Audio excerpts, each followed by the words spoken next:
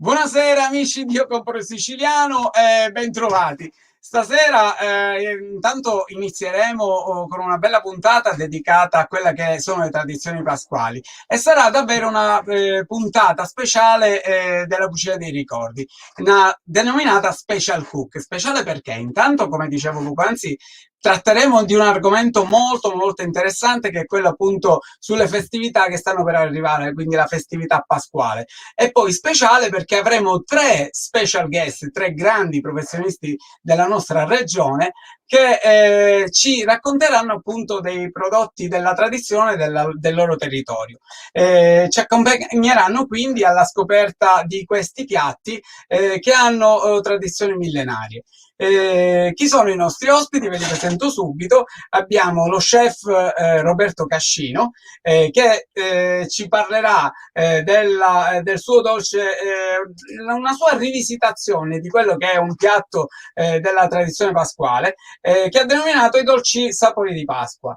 Poi faremo entrare ovviamente il nostro grande chef Peppe Giuffre che ci racconterà di un piatto salato della tradizione pasquale della nostra terra e ci parlerà quello che è i famosi busiati a ragù di agnello, che sono rinomati in tutta la nostra regione. E per finire, ma non per ultimo, ovviamente avremo il grande chef Luca Giannone, un grandissimo personaggio ormai della nostra famiglia di Compro Siciliano, che ci proporrà quella che è la cassata ragusana, proprio tipica del posto. Ragazzi, buonasera, scusate se vi ho introdotto così velocemente, ma sarà bello stasera stare così tutti insieme. Buonasera a tutti, buonasera Roberto, buonasera Luca, buonasera Peppe. Ciao Mario, buonasera a tutti, è sempre un piacere stare con voi. Allora ragazzi, facciamo... Allora, volete dire qualcosa prima di partire così scoppiettando? Luca, partiamo con Luca, vediamo che cosa vuole dire rispetto a questa nostra eccellente puntata. Cosa farai di buono, quindi, come ho detto? Scusate, io vi ho perso il tiro, parlate di me, giusto? Sì, parliamo di te, Luca, sei lui. Sì. Ok, allora, oggi prepariamo la cassata siciliana ragusana, che è una semplicissima cassata fatta con pasta, una mezza pasta all'uovo, con lo strutto, lo zucchero e poi la ricotta dolce. Lo faccio sotto la macchia di carota. Abbiamo forse qualche problemino di collegamento, ma adesso lo risolveremo. Ci sei, Luca? Io ci sono, voi ci siete? Ok, Luca, facciamo... Vai Luca, dai. Ok, allora... Luca, ascolta, facciamo così, visto che c'è qualche piccolo problemino di collegamento, tu comincia l'elaborazione del tuo piatto, ok? Io intanto presento Roberto che ci racconta un attimino del piatto che va a realizzare. Buon lavoro Luca, dai che faremo una bella puntata, un progress, non staremo fermi, sarà molto dinamica, ok? Vi stresserò, dai, Roberto, allora, raccontami. Allora Mario, che dirvi? Io sto realizzando, come hai già tu anticipato, un dessert al piatto, ovviamente riproponendo i simboli della Pasqua, quindi tutti i simboli della Pasqua verranno posti nel piatto. Quindi quali sono i simboli della Pasqua? La frutta secca sicuramente con la pasta reale, abbiamo poi praticamente come voglio dire, la pecorella, no? La pecorella farcita con che cosa? Con una farcia al pistacchio. Io tutti questi simboli li metterò all'interno di questo piatto, proprio creando questi sapori in modo da poterlo presentare anche a casa in una cena importante, anche le massaie, insomma, possono riproporre questo. È un piatto molto semplice, non vedrete tanti strumenti moderni, perché il mio scopo è quello di presentare la nostra amata pasticceria con le mani, insomma, senza grandi strumenti moderni. Perfetto, allora Roberto, a questo punto buon lavoro, inizia la tua preparazione. Io torno dal nostro amico Luca, mi ascolti, mi senti? Ci sono, mi sento, sì. Perfetto, allora parola a te per raccontarci brevemente quello che poi inizierai a fare e io passerò al mio grande amico Peppe. Perfetto, come dicevo prima, questa è una cassata ragusana È un piatto semplicissimo, proprio antichissimo, centinaia di anni. È preparato semplicemente con farina di grano duro o farina 00, come si vuole. Se si vuole un prodotto più biscottato usiamo la 00 o altrimenti grano duro. Quindi mettiamo 500 grammi di farina, 100 grammi di zucchero, 100 grammi di strutto e 2 uova per mezzo chilo. Se vogliamo possiamo aggiungere anche un po' di lievito istantaneo per farlo lievitare, ma non ce n'è bisogno secondo me. E poi all'interno ricotta, cannella e zucchero. La ricotta è zuccherata, Luca? Quanto di solito? Sì. Io la faccio 250 grammi di zucchero per un chilo di ricotta, bella dolce. Quindi molto delicata, molto, molto gustosa, sì, ma delicata allo stesso tempo. Ok Luca, buon lavoro, comincia la tua preparazione. Grazie. E noi passiamo al nostro amico Peppe. Peppe, ci sei? Buonasera Peppe, eccomi qua, guarda un po', non so. Va bene, abbiamo problemi tecnici, ma sono qua. Non ti preoccupare, adesso li risolviamo. Stai così, abbiamo problemi tecnici. Stai così, stai benissimo. Peppe, raccontami di questo piatto che adesso andrai a preparare. Ma guarda, qua per raccontarlo ci vorrebbero 4 puntate quantomeno, perché si parte da molto lontano. Si parte da questo qua. Si parte dall'anfilodesporo. L'anfilodesporo è questa infiorescenza che in questo periodo ancora è verde. Non so se riesci a vederla. Sì. È questa infiorescenza che poi si riduce in questo bastoncino, maccheroncino, e dopodiché e questo poi viene in questa maniera. Guarda un po'. Viene questo che si chiama busiato. E sai perché si chiama busiata? Perché qua l'anfilodesporo piano si chiama busa. Esatto.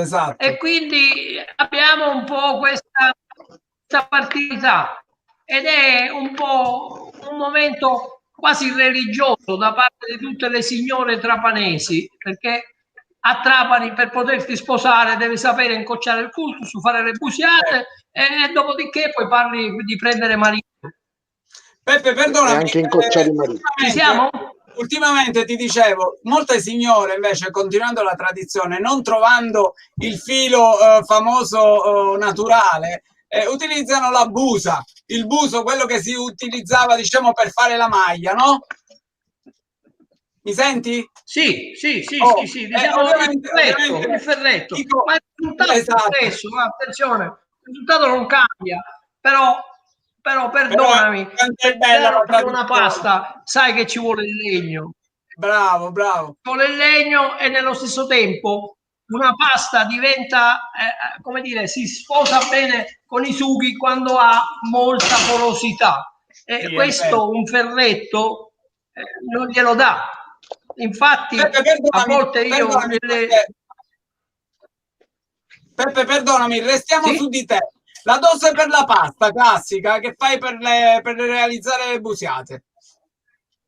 Ma guarda, lì è disarmante. Non è altro che farina di rimacino e acqua. Neanche metti sale, non devi mettere niente. Proprio deve essere farina, importante che sia una buona farina, di grani siciliani ancora meglio, e poi metti l'acqua. Naturalmente il sale lo metti in cottura, non cambia niente. Se puoi mettere un pizzichetto di sale ce lo metti, se la vuoi più elastica ci metti un po' di olio, ma io non sono d'accordo. Peppe, perdonami, ma tu adesso ti realizzi la pasta oppure da bravo te la sei già preparata? No, assolutamente, la sto facendo adesso. Riesci a vederla? Guarda un po'. Vediamo se ci riusciamo a vedere quest'opera d'arte. E vabbè, si vede, si vede, perfetto. Ok, bellissimo, tavolo di ne tiro uno, guarda. Questo qua lo faccio lentamente, però naturalmente si può fare in maniera, di solito in maniera molto veloce. Ecco, benissimo, bravo, bravissimo, sì, è visto qua la perfezione. Benissimo, ok, perfetto. Allora Peppe, un'altra cosa, mentre la salsa che andrei a preparare possiamo accennare alla preparazione? Sì, il ragù Certo, se vuoi inizio. Sì, puoi già iniziare. Già ho fatto un soffritto di quello base, insomma, un soffritto quello di cipolla. Cosa stai usando? Dell'olio d'oliva? Cipolla. Ho messo su i carote, un po' di sedano e ora poi questo qua che vedi è polpa di agnello, ma non è tritata, certo. È battuta al coltello. Perfetto, come si faceva una volta. È battuta al coltello e viene un po', come dire, appena prende colore, butta giù un po' di vino rosso. Non ti dico il profumo. Ok. Non so se i vostri potenti mezzi riescono a farlo sentire. Sì, come vedi è un po' una cucina di casa. Sentiamo già il fumata con... Allora Peppe, ascoltami, vai avanti con la tua preparazione. Io torno all'amico Roberto che ci facciamo raccontare a che punto è arrivato con la sua preparazione. Chef Roberto, chef Cascino, a che cosa siamo? Che stiamo arrivando allora, ciao Mario. Allora, intanto Mario ho realizzato la pasta reale, no? La pasta di mandorle, rigorosamente 50 e 50, quindi metà farina di mandorla, metà zucchero, quindi a me piace che si sente un po' ruvida, non troppo raffinato. Hai usato miele o glucosio? Ho usato il miele, A me piace, come ti dicevo, che infatti lo vedi anche dal colore che è un po' più scura. E poi un'altra cosa importante, è un po' ruvida, non è troppo raffinata, ma è giusto che sia così. E sto facendo delle ovette piccole, delle piccole uova di pasta reale, senza l'aggiunta di colorante, al naturale, assolutamente al naturale, che poi andrò a disporre sul piatto. Purtroppo dicevo spesso, molti per ovviare all'utilizzo di metà e metà di pasta, di farina di mandorle e zucchero, aggiungono le famose essenze per potenziare la presenza dello zucchero personale. Ma noi stiamo facendo una cosa per poterla offrire nella tradizione pasquale delle nostre famiglie, quindi va bene così. Esattamente, Mario. Poi come base metterò un bianco mangiare al pistacchio.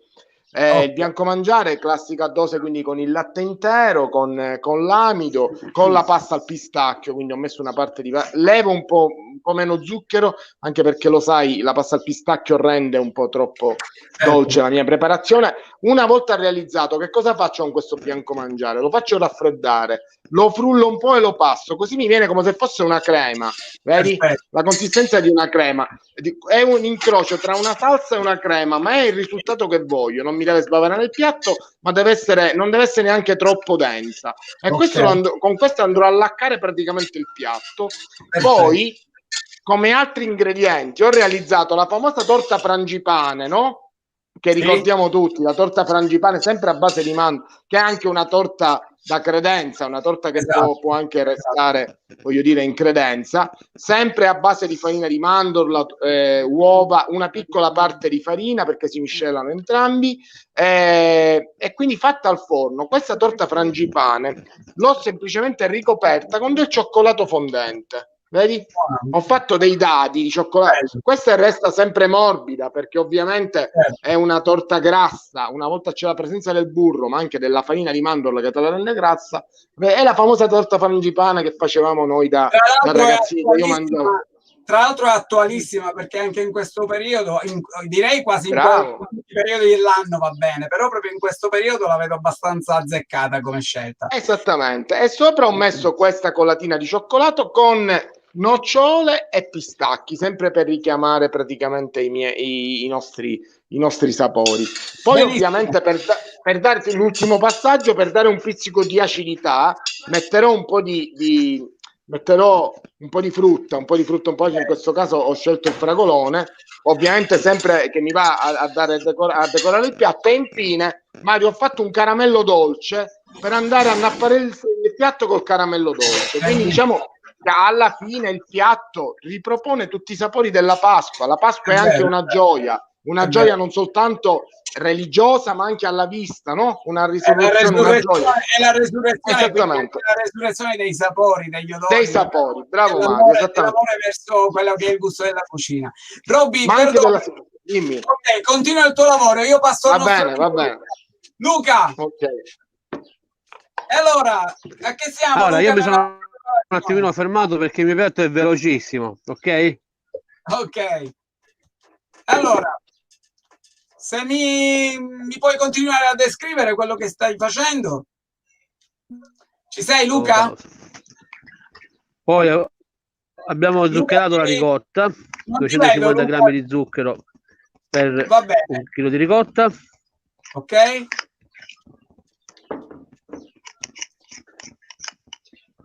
Andiamo ad allargarla leggermente. Luca, perdonami, una domanda volevo fare. Mi sentite? Sì, ti sento, vai. Ok. Ti sento, Poi vai. per far sì che il bordo sia bello abbastanza croccante e che si attacchi bene, cospargiamo con un po' d'uovo.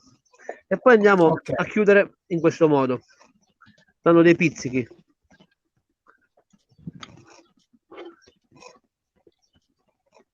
Riuscite a vedere? Adesso vi faccio vedere un po' meglio. Luca, se ce la fai, prova a essere più lento, in maniera che ecco, perfetto. Ok. Riusciamo a seguire meglio, benissimo. Luca, perdonami, ma per realizzare il cerchio su cui hai poggiato la ricotta, hai utilizzato qualche attrezzo particolare o un piattino? No, il piattino della nonna, assolutamente. Ok. Quindi qui l'abbiamo chiusa per bene. Può capitare a chi alcuni mettono un rinforzo in ogni pizzico, significa una striscia di pasta in mezzo, in modo che la ricotta stia più ferma e non si apra. In questo caso non è il caso. Prima di pizzicare, prima di chiudere, mettono questo prima di pizzicare, mettere una striscia lo chiamano un rinforzo, che è una striscia di pasta. Ho capito. Ok, poi mettiamo dello zucchero e della cannella. Se vuole, Luca, si può fare con la tuma. Dimmi. Sì, ecco le varianti. Volevo chiederti le varianti del piatto. Sì, si può fare con la tuma o si può fare anche con ricotta e cioccolato, ricotta e gocce di cioccolato, ricotta e limone, come si vuole. A me piace quella ragusana che è bella grande, come vedete questa qui, ricotta, zucchero e un pizzico di cannella. Nient'altro. Perché adesso poi spesso Luca ho avuto la possibilità di vedere quelle piccoline e ti chiedevo questo, se dico è la stessa ricetta applicata, ovviamente cambia solo la dimensione, no? Un po' come le nostre cassate e le cassatine. Non ho capito, ti ho perso per un attimo. Hai avuto la possibilità di? Dicevo, la dimensione, adesso siccome io spesso si vedono anche quelle più piccoline, dico è uguale, la stessa procedura, è lo stesso prodotto, solo che cambia è la stessa cosa, sì. Quindi come se noi la stessa cosa, è come le impanate che facciamo da noi. Perfetto. Luca, voglio farti recuperare come le impanate, quelle con la... Esatto. Ti dicevo, Luca, voglio farti recuperare qualcosa che all'inizio non si è sentito. Mi ripeti per favore la dose, come viene realizzato l'impasto iniziale? Allora, la dose l'abbiamo fatto 500 grammi di farina 00 o di farina 0. Allora, se la vogliamo più croccante, più biscottata, utilizziamo la 0. Poi abbiamo messo 100 grammi di zucchero, 100 di strutto, 2 uova e 200 grammi di acqua. Un impasto bello morbido, qui, vedete, ok. E poi andiamo a ricavare questo disco di pasta semplicemente stirandolo col mattarello, abbastanza spesso. All'interno mettiamo ricotta, vaccina, possibilmente, assolutamente, qui vaccina assolutamente, da noi non si usa quella di pecora o quella di solo quella vaccina.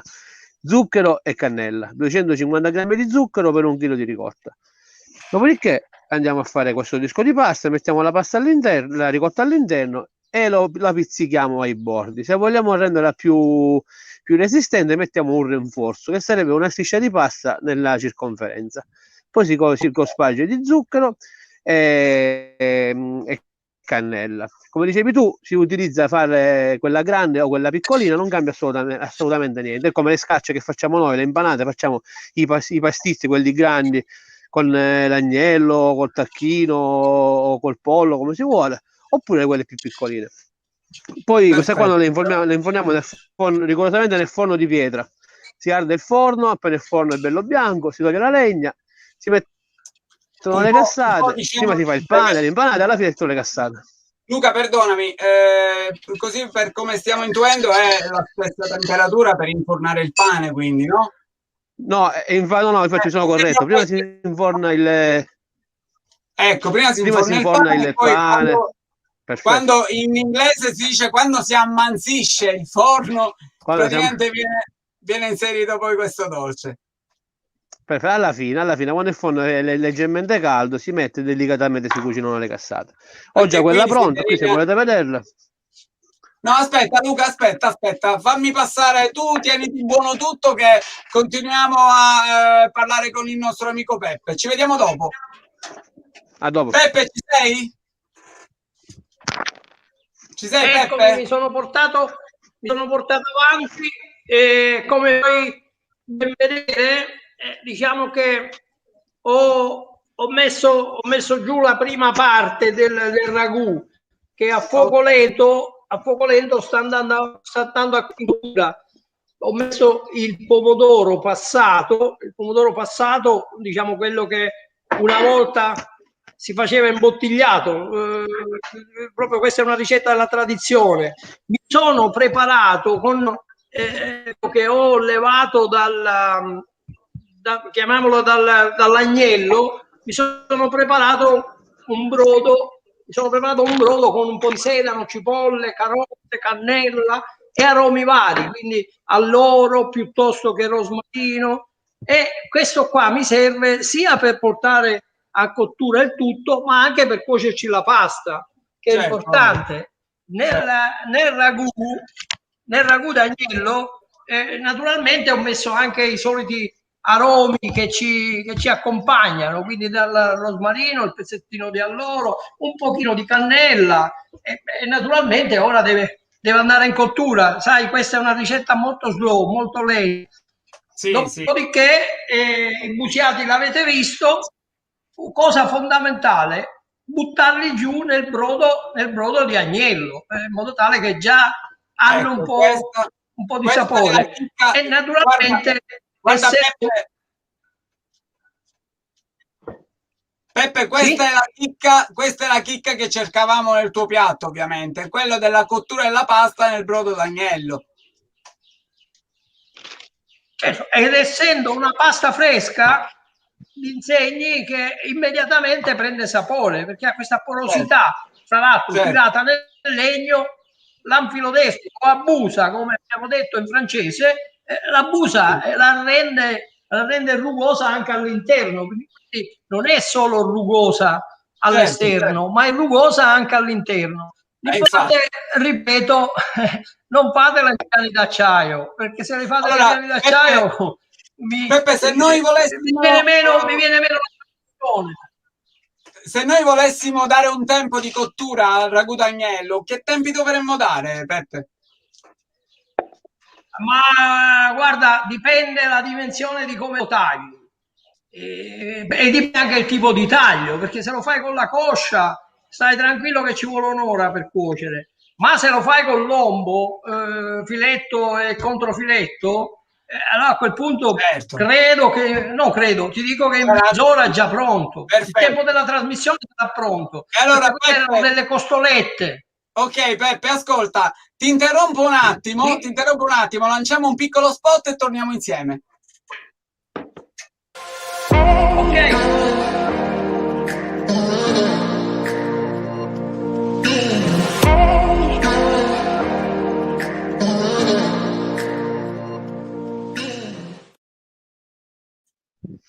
Ragazzi, cosa dire? Stasera veramente vi stiamo deliziando, ognuno con una preparazione spettacolare, perché qui fondiamo veramente storia, cultura, tradizione e innovazione.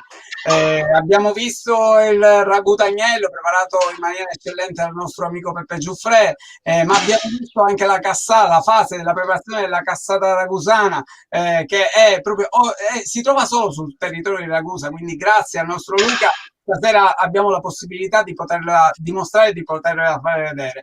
Ma per ultimo, ma non per ultimo ovviamente, grazie a Roberto stiamo portando avanti quella che è l'innovazione nella tradizione della gastronomia pasquale e ci sta proponendo quindi un piatto che volendo possiamo prepararlo e quindi presentarlo anche durante il nostro pranzo di Pasqua. Prego Roberto, a che siamo con la nostra preparazione? Allora Mario, io sono pronto per l'impiattamento. Oh, bene, se tu vuoi.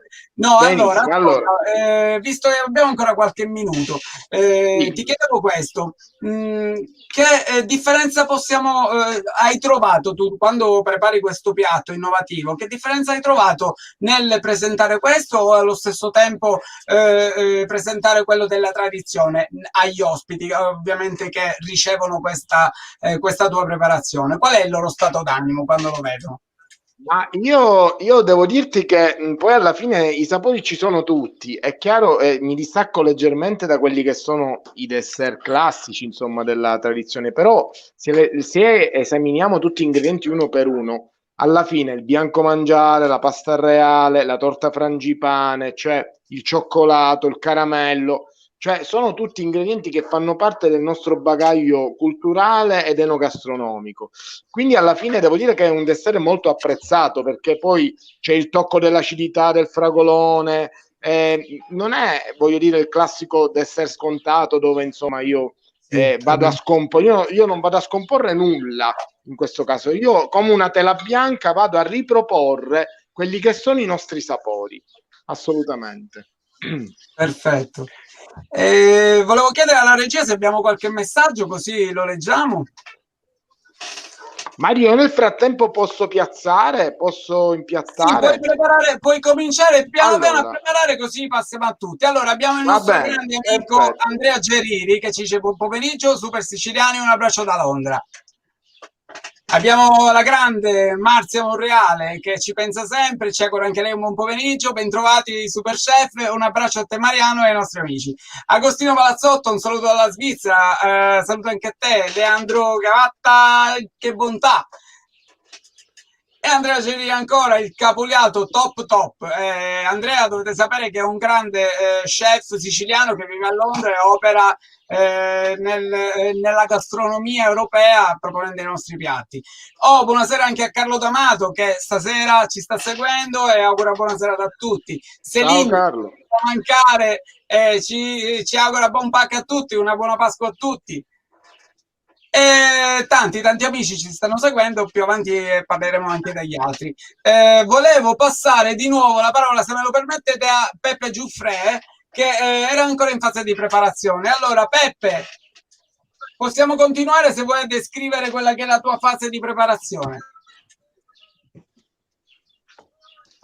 Assolutamente, e come puoi ben capire è andata in ebollizione l'acqua, quindi tra poco sfruttiamo questo rito, questo momento straordinario di buttare giù questi bustati. E allora se vuoi Peppe, se vuoi, poi ben vedete, credo che sia tutto sommato semplice, non è proprio così complessa. Quindi allora, Peppe, è un piatto che affonda le radici in una cultura locale, ma nello stesso tempo ormai è diventato un must e viene spesso fatto, come dire, messo in busta, mentre una volta era semplicemente da parte delle signore che custodiscono ancora oggi questo segreto di questa pasta meravigliosa, devo dire, e che naturalmente non ha un tempo X o Y, però è la classica pasta del giorno di Pasqua. A pranzo era obbligo una volta fare il ragù d'agnello, questo ragù d'agnello che naturalmente poverini si trovavano ad essere sacrificati, ma la nostra religione ce lo permetteva, quindi è un po', come dire, il lato cristiano dello stare a tavola. E sai, Trapani è stata un crocevie di... Sì? Volevo dirti una cosa, stavi accennando una cosa bellissima. E volevo accennare solo una cosa, che ovviamente questo piatto nasce anche dall'evitare gli sprechi, perché mentre veniva utilizzato ovviamente la polpa, quindi tutta la parte dell'agnello, la parte restante che magari restava attaccata alle ossa o la parte che aveva bisogno, quindi era un po' più coriacea, veniva utilizzata per la preparazione del sugo, quindi del ragù. E ecco perché ovviamente aveva bisogno di lunghe cotture, proprio per questo motivo. Questa maniera dell'agnello, un po' come quasi il maiale, non si buttava niente perché veniva sfruttato a 360 gradi. Perdone, mi ho voluto dare questa pillolina di sapere. Perdoni. Ben accetto. Ben accetto. Intanto io sono figlio del consumismo, perché oggi te la sto facendo con le costolette, ma essere anche sincero, perché oggi si considera un passaggio bellissimo. Sono stato dal mio carnezziere, macellaio di fiducia, e gli ho detto: Nicola, guarda, mi serve un po' di agnello. Lo sai come se mi ha risposto? Ma questo se me lo dicevi 10 giorni prima.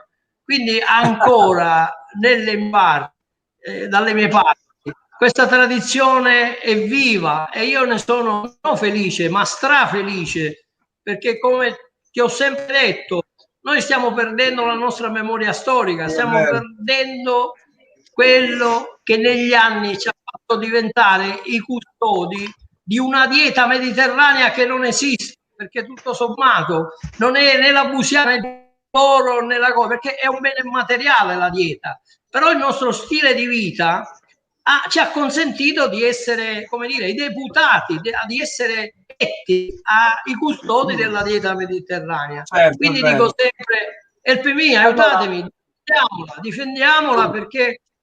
Bravo, io condivido in pieno quello che dici. Voleva intervenire qualcuno? Sì, allora Peppe, ascolta, ti lascio qualche minuto per ultimare la tua preparazione. Intanto devo dirti...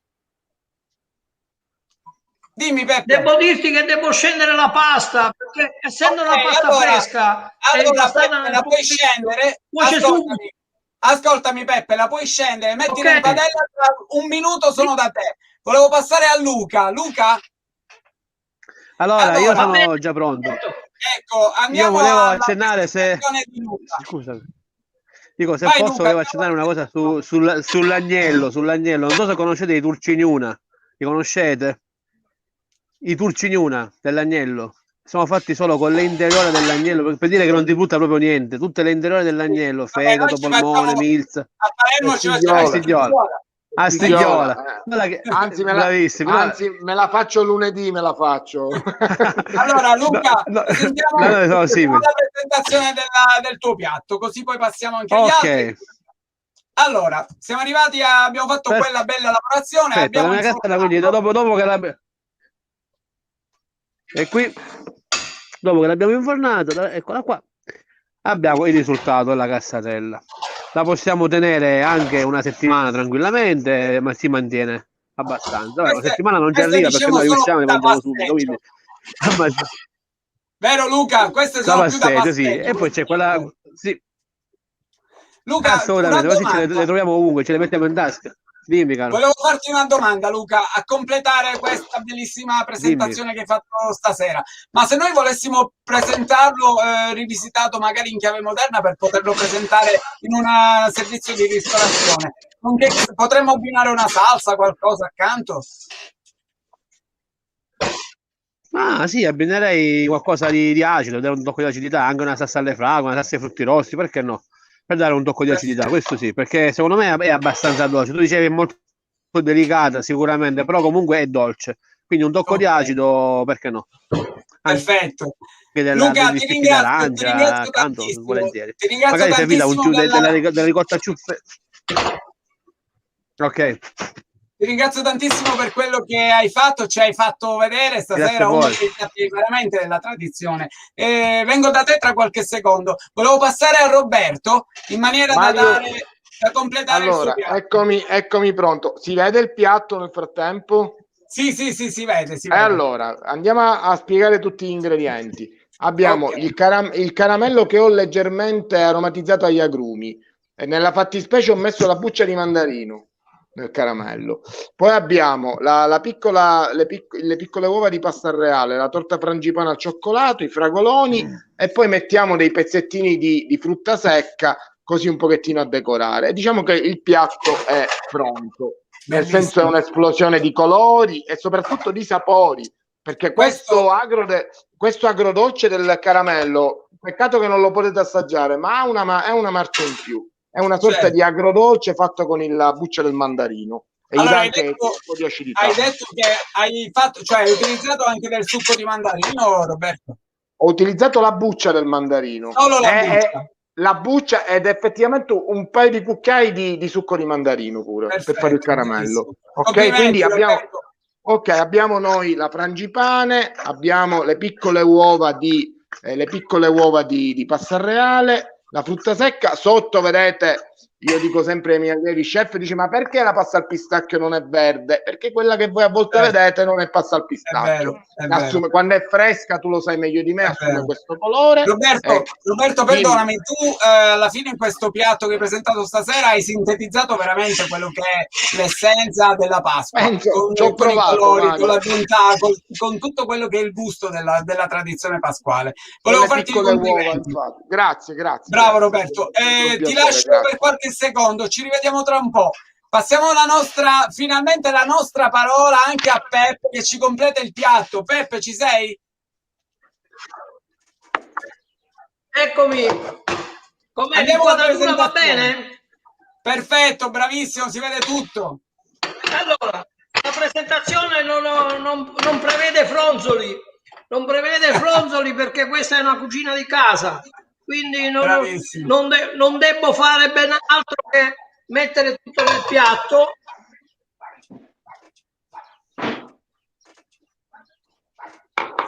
Sicuramente. E limitarmi a completarlo per la gioia di chi ama questi pomodorini che danno sempre colore e nello stesso tempo è come se gli mettiamo questo qualcosa di estremamente naturale, e quindi per me perdonami, completiamo, tutto si trasforma e si ferma qua. Per gli amanti del gusto possiamo aggiungere anche una spolverata di pecorino, ad esempio? Ma certo, assolutamente sì, ma non solo il pecorino, ma una cosa su cui non so, dalle nostre parti si chiama il formaggio dei poveri, la classica mordica atturrata. È eccezionale quella che lì. Naturalmente, se viene un po' insaporita, se gli fai un po' di erbe secche, diventa fantastica. La mette in una burnia, si dice così, il barattolo non è burnia, o no? Sai, la cosa e a quel bella. punto vi devo lasciare con una frase. Non la buttare. Tu sai, io parlo l'inglese benissimo. Mariano, ti ricordi che io parlo l'inglese benissimo? Guarda, come la tua lingua madre. Preferisci l'inglese o in siciliano? Ma meglio in siciliano, però. Preferisci che te lo dica in inglese o in siciliano? Facciamo in siciliano. Peppe, siciliano. Allora, lamb and the sauce, the battesimo is over. Sei riuscito a capire? Allora, Peppe, posso dire che sugo è finito a Dio. Ecco, bravo, sto facendo la traduzione. Comunque Peppe, complimenti, sempre in gamba, sempre sei eccezionale nel modo in cui proponi la nostra tradizione. Ti devo bloccare, fermati. Questi complimenti non vanno a me, ma vanno ad anni ed anni di tradizione e a tutte le signore trapanesi che mi hanno detto: Peppe, si fa così. Va bene? Quindi questi complimenti vanno alla mia città, vanno al mio territorio, perché la busiata non l'ha inventata Peppe, è il ragù d'agnello, la mia nonna, la mia sbirnonna, lo fanno tutti. Lo so, ragazzi. Quindi io Popo non ho fatto proprio niente. Tu hai interpretato, però, Peppe, perdonami, abbiamo interpretato il valore della nostra terra, che è importantissimo. Grazie, allora, grazie. Ragazzi, direi che siamo arrivati proprio alla fine di questa puntata, di questa puntata special sulle tradizioni pasquali. Sono veramente fiero di avervi ospitato stasera qui insieme. C'è un messaggio anche del nostro grande dottor Davide Morici che ci va complimenti ai grandi chef, buona Pasqua a tutti. Questo è un augurio che veramente ricambiamo. Omar Aloisi, buona Pasqua a tutti, grandi chef di Io Compro Siciliano, Andrea Geriri, Agnese su che finito battio. Ecco, questa è un'altra frase tradizionale. A chiusura di tutto, ragazzi, volevo semplicemente ringraziarvi. Grazie Peppe, sempre in gamba. Volevo ringraziare Peppe Giuffre per averci veramente dato ancora una volta dimostrazione della sua preparazione legata alla terra, ma allo stesso tempo anche agli chef Roberto Cascino, che ringrazio sempre per la sua disponibilità e interviene sempre. È sempre presente quando viene convocato a fare qualcosa di veramente bello per la nostra tradizione della terra. E per ultimo, ma non per ultimo, anche il grande Luca, che stasera ha sacrificato, e ci tengo a dirlo, ha sacrificato delle ore di lavoro, attenzione, per essere qui con noi. Grazie, e quindi va un piacere immenso, grazie. Il mio ringraziamento a tutti, perché ragazzi, tutti insieme possiamo portare veramente alto quello che è il valore della nostra terra, e io, come tanti altri di voi, ci credo. Niente, auguri di vero cuore, auguri di una buona Pasqua serena a voi in famiglia, e ci rivediamo prestissimo. Ok, grazie. Auguri a tutti. Grazie anche a voi, augurissimi. Ciao colleghi, ciao a tutto il pubblico. Ciao, buona Pasqua. Ciao. Non vedete il tempo di mettervi la bandana. Grande Peppe, ciao. Buona Pasqua. Ciao a tutti ragazzi. Augurissimi ancora a tutti voi di vero cuore, grazie per essere stati qui con noi stasera a questa puntata special di Io Compro Siciliano e la Cucina dei Ricordi. Vi ringrazio ancora una volta di avermi ascoltato per questi 40 minuti che ci hanno visto insieme, grazie ancora e ancora auguri di buona Pasqua.